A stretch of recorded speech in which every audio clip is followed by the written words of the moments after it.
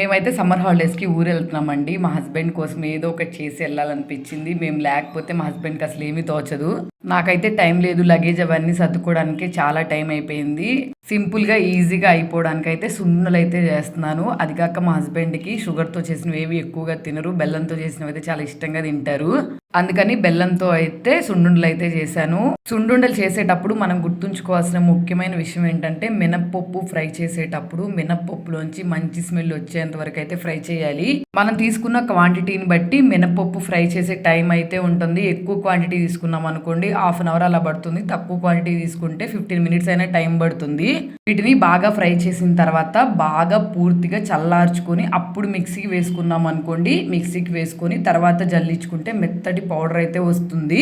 ఈ పౌడర్‌లోకి మనం మినపప్పు తీసుకున్న క్వాంటిటీతో పాటు బెల్లం కూడా తీసుకొని మిక్సీ వేసేసుకొని ఇట్లా పౌడర్ లాగా చేసుకొని ఇందులోకి నెయ్యి కలుపుకొని సున్నుండలైతే చుట్టుకోవాలి. మనం మిక్సీలో వేసుకుంటే కొంచెం బరక బరకగా వస్తుంది పిండి. జల్లించుకున్నాం అనుకోండి స్మూత్‌గా వస్తుంది. అదే మిల్లుకిచ్చామనుకోండి మెత్తటి పౌడర్ లాగా అయితే చేసిస్తారు. ఇంకా వాటితో సున్నుండలు చేసుకోవచ్చు. అప్పటికప్పుడైనా చేసుకోవచ్చు. లేకపోతే పౌడర్ స్టోర్ చేసుకొని కొన్ని రోజుల తర్వాత అయినా చేసుకోవచ్చు.